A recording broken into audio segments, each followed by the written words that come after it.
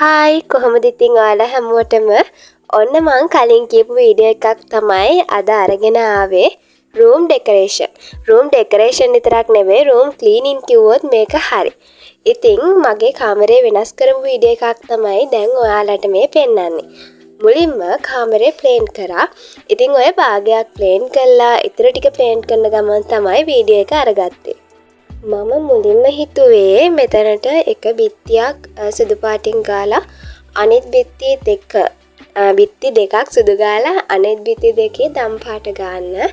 ඉතින් එහෙම ගානවට වඩා අපහු දම් පාටෙන් ඩෙකරේෂන් ටික අරගෙන සුදු ගාන එක හොඳයි කියලාත් පස්සේ හිතුණා. ඒ නිසා මම සම්පූර්ණයෙන්ම සුදු පාට ගෑවා.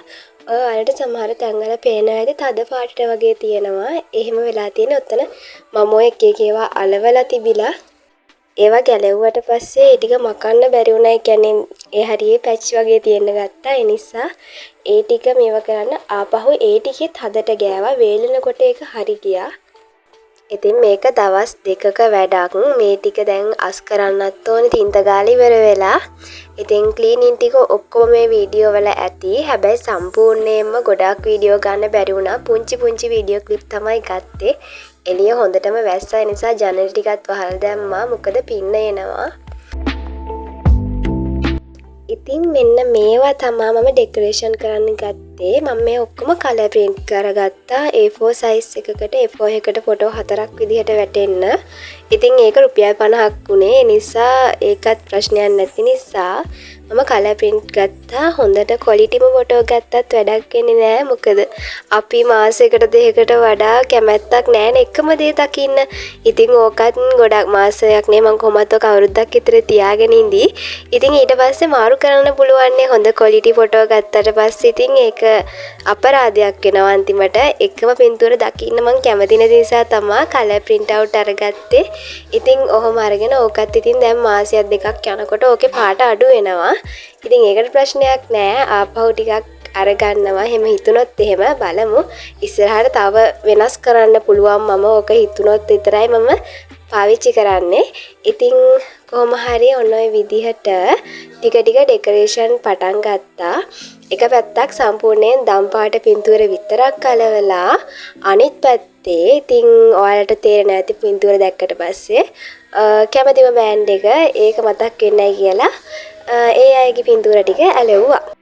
ඔය දකින්නේ රෑ වෙලා මම ඊට පස්සේ ඔක්කොම ටික අස් කරලාම දානවයි කියලා හිතලා අස් කරන්න පටන් ගත්තා.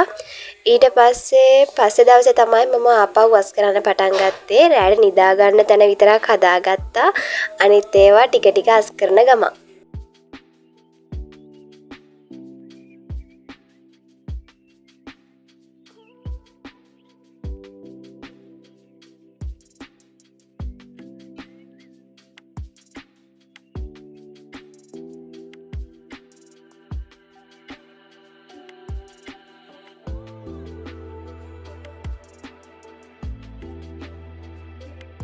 ඉතින් ඔයා අවුරුදු ගානක් තිස්සේ තියාගෙන එකතු කරන ඒවා ඒ ටිකත් ඉතින් තියාගත්තා. ඒ අතර තමා මං ගාව තිබුණා හඳුන් කූරු එහෙම ගහන්නයි කියලා මම තියාගෙන වැලි පුරවපු වීදුරුව. ඒ වීදුරුව මගේ අතින් වැටුණා. ඉතින් ඒ ටිකත් අස් කරා. ඊළඟට අර මං කලින් වීඩියෝ එකක් පෙන්නුවා බිත්තිවල අලවන කැලි වගේක් තිබුණා. අන්න ඒක අරගෙන දැන් ඒකත් අරගත්ත අලවන්න දෙකයි අලවන්න උනේ. අනිත් ඒවා අලවන්න පුළුවන් තාත්තක නෙවෙයි තිබුණේ. ඉතින් ඊට පස්සේ ඔන්න ඔය විදිහට ෆයිනල් ලුක් එක බැලුවා. ඒ ටිකෙත් මේ සෙට් අස් කරලා අන්තිමට මං හිතන්නේ ඔයාලා බිත්තියේ එක මේකයි දැක්කේ ඩෙකරේෂන්. අනිත් ඒවා දැක්කේ නැහැ. ඒකත් ඔයාලා දකින්න ඇති දැන්. ඊට පස්සේ දවසේ කොහොම හරි ඇඳ අස් කරලා මෙට්ටෙත් වේලෙන්න දාලා ඒක ආපහු අරන් ඇවිල්ලා දැන් ওই බෙඩ්ෂීට් එකක් දාන්න හදන්නේ. මං හිතනවා මේ ෂීට් එක ගැලපෙවි කියලා. මොකද මං ලාදම් පාටටනේ කැමති වැඩිපුරම. ඉතින් ලාදම් පාට ෂීට් නැති නිසා ලාරෝස පාට ෂීට් එකක් තිබුණා. ඉතින් ඒක දාගත්තා. ඊට පස්සේ තනියම කොට්ටුර දෙකකුත් මහගෙන ඒ දෙකත් දාලි වෙලා ඇඳත් සම්පූර්ණයෙන් අස් කරා.